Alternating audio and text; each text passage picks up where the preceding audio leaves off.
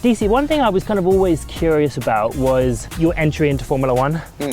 And I think you had a bit of an unusual kind of entry into Formula One where you were replacing one of the greatest drivers of all time. What was that like when all that kind of happened? Because Senna obviously is God.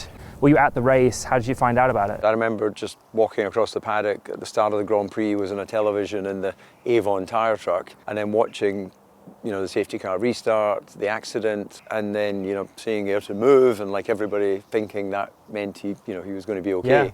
And then obviously sometime thereafter, the news came through that, you know, he'd sadly died in the same way that Roland had lost his life the day before. So it was a Rubens had a big crash. And yeah, Rubens on the Friday, huge crash. And Rubens is someone that I grew up racing against. It was a very shocking weekend for motorsports fans generally, and because I'd worked with Williams as a test driver, you know, I didn't really kind of know how to really make sense of the whole thing. Sure. I had a race to do, the sort of aftermath of that. I remember speaking with my manager for IMG and saying that, you know, we don't make any contact with the team because I know that a lot of people, there was already rumour who was going to be going, and I was scheduled to go testing in Jerez in Spain, so I went as scheduled to Jerez.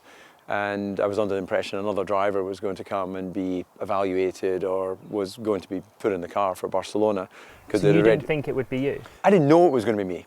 You know, I had no reason to think it would be me. I was a test driver racing in Formula 3000. No one came to the test, and then Frank turned up on the last day to tell me that I would be in the car, not for Monaco because they raced one car. I was in the car for Barcelona. I was there at the press conference, suddenly a Formula One driver, filling the seats of... Yeah, one of the greatest drivers. Not the way you would want to come into Formula One. No, definitely not. No. And I think you've spoken to me before, you're saying if Senna hadn't potentially passed away, that maybe you would have never been a Formula One driver, and that's I guess a real possibility. Oh, right? Absolutely, and I was very aware of that because that year, 94, I'd already been 2 years in Formula 3000, 1 year with Paul Stewart Racing, someone you know well, 1 year with Pacific. Right. And then I'd sort of scrapped together, you know, a car, and Ronnie Meadows did a great job to get us some sponsorship for that first race.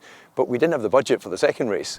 So it really was kind of all in. That was it. It was looking like I was coming to the end of that journey towards trying to become a Grand Prix driver. So it's amazing how fate can change everything.